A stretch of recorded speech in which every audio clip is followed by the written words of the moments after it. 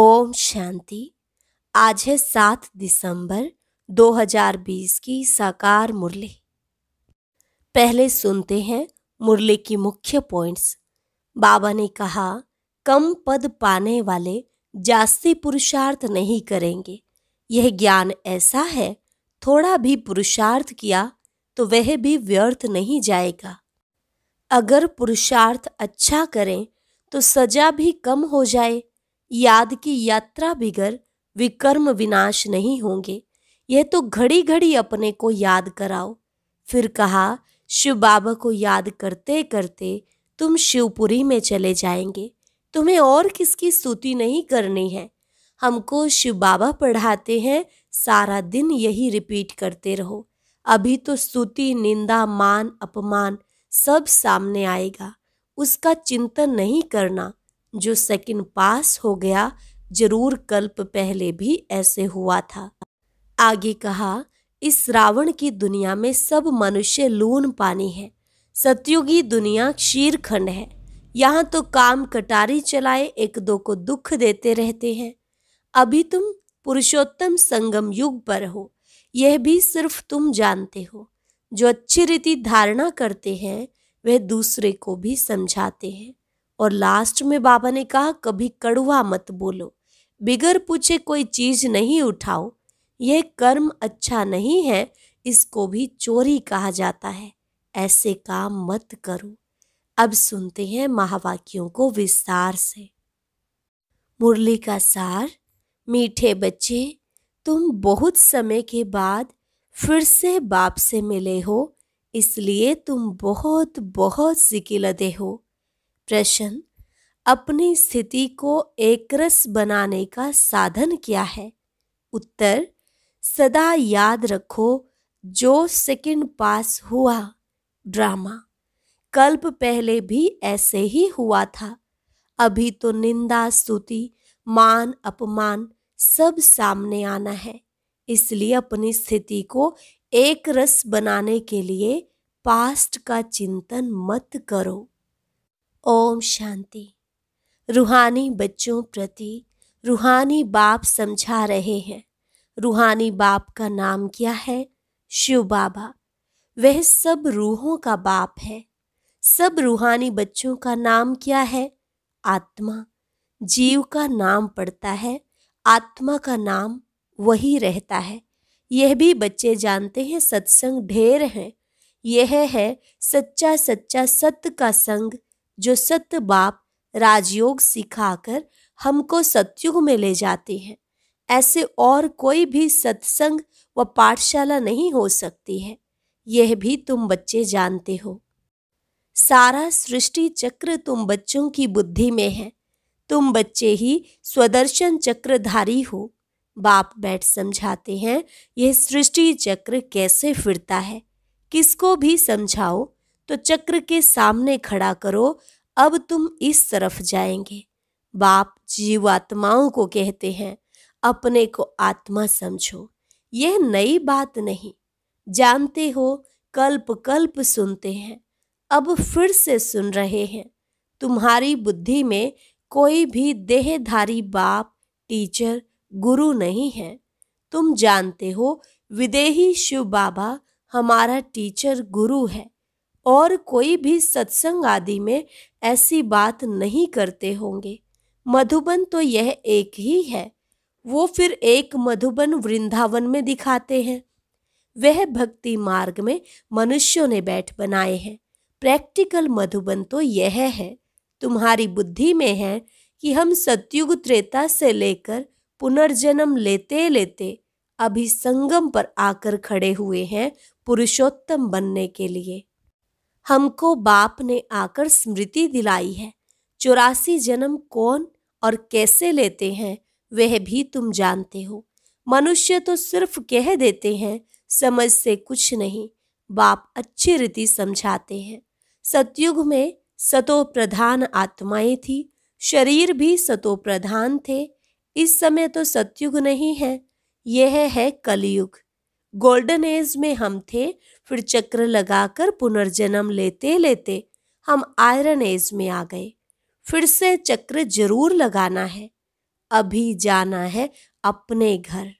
तुम सिकीलधे बच्चे हो ना। सिकीलधे उनको कहा जाता है जो गुम हो जाते हैं, फिर बहुत समय के बाद मिलते हैं। तुम 5000 वर्ष के बाद आकर मिले हो। तुम बच्चे ही जानते हो, यह वही बाबा है जिसने 5000 वर्ष पहले इस सृष्टि चक्र का ज्ञान हमको दिया था, स्वदर्शन चक्रधारी बनाया था। अभी फिर से बाप आकर मिले हैं जन्म सिद्ध अधिकार देने के लिए। यहाँ बाप रियलाइज कराते हैं, इसमें आत्मा के 84 जन्मों की भी रियलाइजेशन आ जाती है। ये सब बाप बैठ समझाते हैं, जैसे 5000 वर्ष पहले भी समझाया था। मनुष्य को देवता या कंगाल को सिरताज बनाने के लिए। तुम समझते हो, हमने 84 पुनर्जन्म लिए हैं।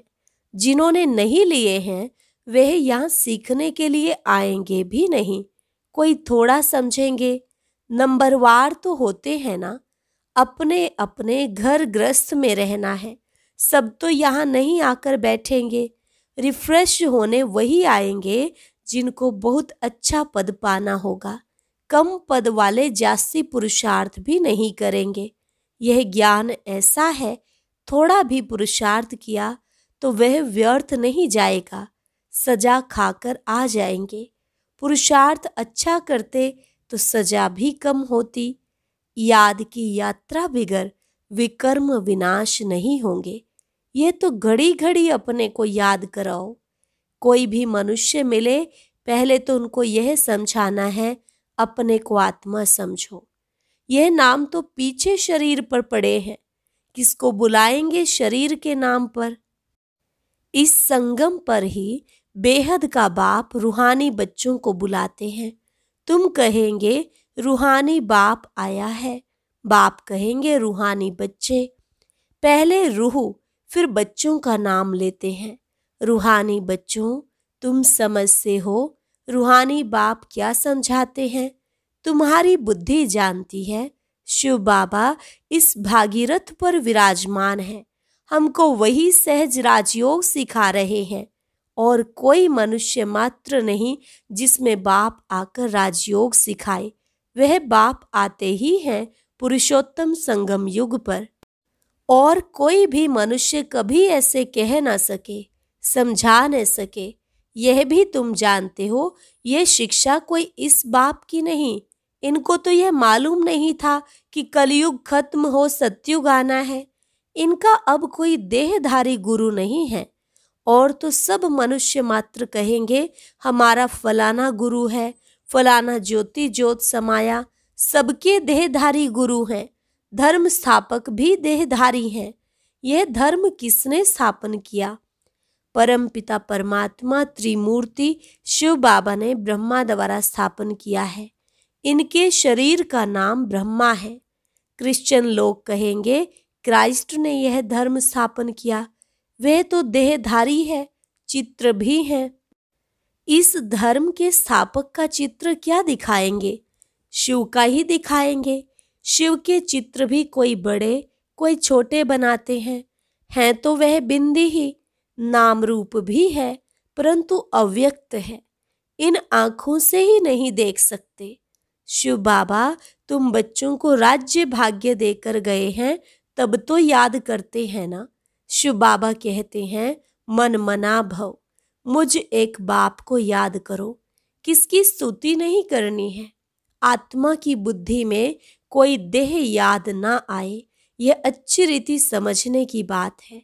हमको शिव बाबा पढ़ाते हैं, सारा दिन यह रिपीट करते रहो। शिव भगवान वाच, पहले पहले तो अल्फ ही समझना पड़े। यह पक्का नहीं किया और बेते बताई तो कुछ भी बुद्धि में बैठेगा नहीं। कोई कह देते यह बात तो राइट है, कोई कहते इसे समझने में तो टाइम चाहिए, कोई कहते विचार करेंगे। किस्म किस्म के आते हैं। यह है नई बात। परम पिता परमात्मा शिव आत्माओं को बैठ पढ़ाते हैं। विचार चलता है, क्या करें जो मनुष्यों को यह समझ में आ जाए। शिव ही ज्ञान का सागर है। आत्मा को ज्ञान का सागर कैसे कहते हैं जिसको शरीर ही नहीं है? ज्ञान का सागर है तो जरूर कभी ज्ञान सुनाया है, तब तो उनको ज्ञान सागर कहते हैं। ऐसे ही क्यों कहेंगे? कोई बहुत पढ़ते हैं तो कहा जाता है ये तो बहुत वेद शास्त्र पढ़े हैं, इसलिए शास्त्री अथवा विद्वान कहा जाता है। बाप को ज्ञान का सागर, अथॉरिटी कहा जाता है। जरूर होकर गए हैं। पहले तो पूछना चाहिए अभी कलयुग है या सतयुग, नई दुनिया है या पुरानी दुनिया। एम ऑब्जेक्ट तो तुम्हारे सामने खड़ा है। यह लक्ष्मी नारायण अगर होते तो उन्हों का राज्य होता। यह पुरानी दुनिया कंगालपना ही नहीं होता। अभी तो सिर्फ इन्हों के चित्र हैं, मंदिर में मॉडल्स दिखाते हैं, नहीं तो उन्हों के महल बगीचे आदि कितने बड़े बड़े होंगे। सिर्फ मंदिर में थोड़े ही रहते होंगे। प्रेसिडेंट का मकान कितना बड़ा है। देवी देवता तो बड़े बड़े महलों में रहते होंगे, बहुत जगह होगी। वहाँ डरने आदि की बात ही नहीं होती।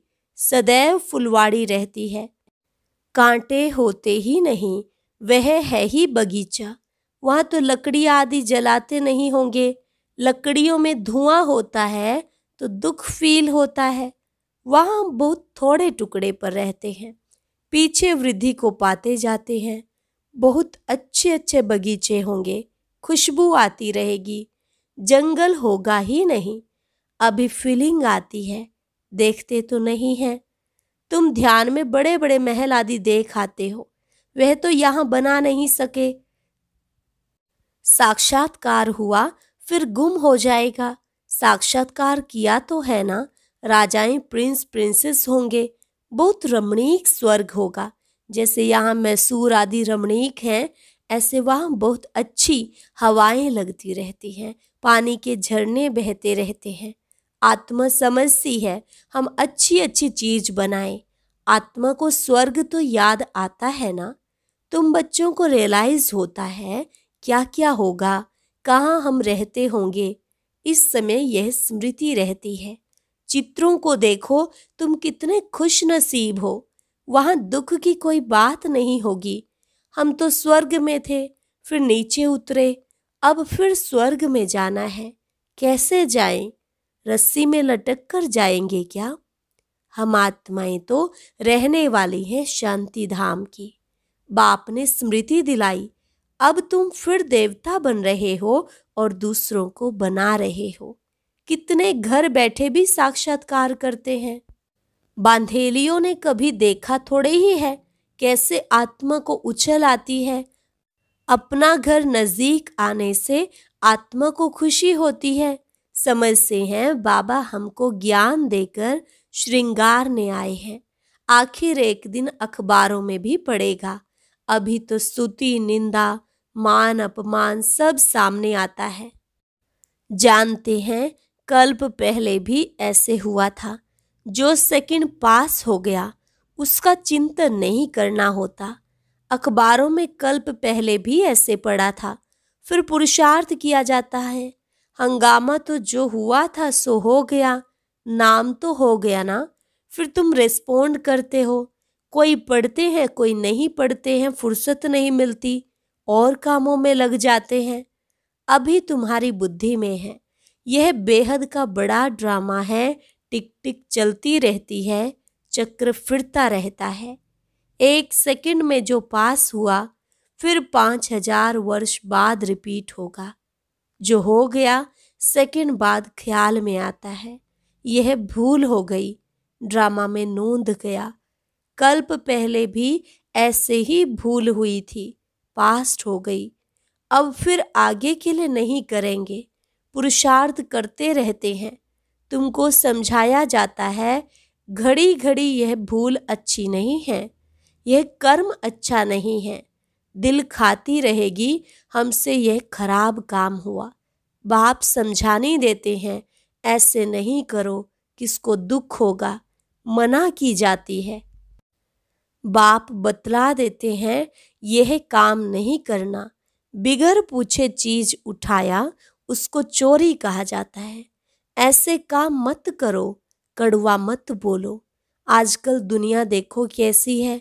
कोई नौकर पर गुस्सा किया तो वह भी दुश्मनी करने लग पड़ते हैं। वहां तो शेर बकरी आपस में शीरखंड रहते हैं। लून पानी और शीरखंड। सतयुग में सब मनुष्य आत्माएं आपस में शीरखंड रहती हैं और इस रावण की दुनिया में सब मनुष्य लून पानी है। बाप बच्चा भी लून पानी। काम महाशत्रु है ना। काम कटारी चलाए एक दो को दुख देते रहते हैं। ये सारी दुनिया लून पानी है। सतयुगी दुनिया शीरखंड है। इन बातों से दुनिया क्या जाने। मनुष्य तो स्वर्ग को लाखों वर्ष कह देते हैं तो कोई बात बुद्धि में आ न सके। जो देवताएं थे उन्हों को ही स्मृति में आता है। तुम जानते हो यह देवता सतयुग में थे जिसने 84 जन्म लिए हैं। वही फिर से आकर पढ़ेंगे और कांटों से फूल बनेंगे। यह बाप की एक ही यूनिवर्सिटी है। इनकी ब्रांचेज निकलती रहती हैं। खुदा जब आएगा तब उनके खिदमतगार बनेंगे जिनके द्वारा खुद खुदा राजाई स्थापन करेंगे। तुम समझते हो हम खुदा के खिदमतगार हैं। वह जिस्मानी खिदमत करते हैं, यह रूहानी। बाबा हम आत्माओं को रूहानी सर्विस सिखला रहे हैं क्योंकि रूह ही तमो प्रधान बन गई है। फिर बाबा सतो प्रधान बना रहे हैं। बाबा कहते हैं मामेकम याद करो तो विकर्म विनाश होंगे। यह योग अग्नि है। भारत का प्राचीन योग गाया हुआ है ना। आर्टिफिशियल योग तो बहुत हो गए हैं। इसलिए बाबा कहते हैं याद की यात्रा कहना ठीक है। शिव बाबा को याद करते करते तुम शिवपुरी में चले जाएंगे। वह है शिवपुरी, वह विष्णुपुरी, यह रावणपुरी। विष्णुपुरी के पीछे है रामपुरी। सूर्यवंशी के बाद चंद्रवंशी है। यह तो कॉमन बात है। आधा कल्प सतयुग त्रेता, आधा कल्प द्वापर कलयुग। अभी तुम संगम पर हो। यह भी सिर्फ तुम जानते हो। जो अच्छी रीति धारणा करते हैं वे दूसरे को भी समझाते हैं हम पुरुषोत्तम संगम युग पर हैं। यह किसकी बुद्धि में याद रहे तो भी सारा ड्रामा बुद्धि में आ जाए, परंतु कलयुगी देह के संबंधी आदि याद आते रहते हैं। बाप कहते हैं तुमको याद करना है एक बाप को, सर्व का सदगति दाता, राजयोग सिखलाने वाला एक ही है। इसलिए बाबा ने समझाया है शिव बाबा की ही जयंती है जो सारी दुनिया को पलटाते हैं। तुम ब्राह्मण ही जानते हो अभी हम पुरुषोत्तम संगम युग पर हैं। जो ब्राह्मण हैं उनको ही रचयिता और रचना का ज्ञान बुद्धि में है। अच्छा, मीठे मीठे सिकिल अधे बच्चों प्रति मात पिता बाप दादा का याद प्यार और गुड मॉर्निंग। रूहानी बाप की रूहानी बच्चों को नमस्ते। रूहानी बच्चों की रूहानी बाप दादा को नमस्ते नमस्ते, गुड मॉर्निंग। धारणा के लिए मुख्य सार। पहली पॉइंट, कोई भी ऐसा कर्म नहीं करना है जिससे किसी को दुख हो। कड़वे बोल नहीं बोलने हैं। बहुत बहुत शीरखंड होकर रहना है। दूसरी पॉइंट, किसी भी देहधारी की स्तुति नहीं करनी है। बुद्धि में रहे हमको शिव बाबा पढ़ाते हैं, उस एक की ही महिमा करनी है। रूहानी खिदमतगार बनना है। वरदान, सर्व के गुण देखते हुए स्वयं में बाप के गुणों को धारण करने वाले गुणमूर्त भव। सर्व के गुण देखते हुए स्वयं में बाप के गुणों को धारण करने वाले गुणमूर्त भव। संगम युग पर जो बच्चे गुणों की माला धारण करते हैं वही विजय माला में आते हैं। इसलिए होली हंस बन सर्व के गुणों को देखो और एक बाप के गुणों को स्वयं में धारण करो। यह गुणमाला सभी के गले में पड़ी हुई हो। जो जितने बाप के गुण स्वयं में धारण करते हैं उनके गले में उतनी बड़ी माला पड़ती है। गुणमाला को सिमरण करने से स्वयं भी गुणमूर्त बन जाते हैं। इसी की यादगार में देवताओं और शक्तियों के गले में माला दिखाते हैं। स्लोगन: साक्षीपन की स्थिति ही यथार्थ निर्णय का तख्त है। साक्षीपन की स्थिति ही यथार्थ निर्णय का तख्त है। अच्छा, ओम शांति। आज की अव्यक्त मुरली जरूर सुने। उसके लिए ऊपर दिए गए बॉक्स को टच करें।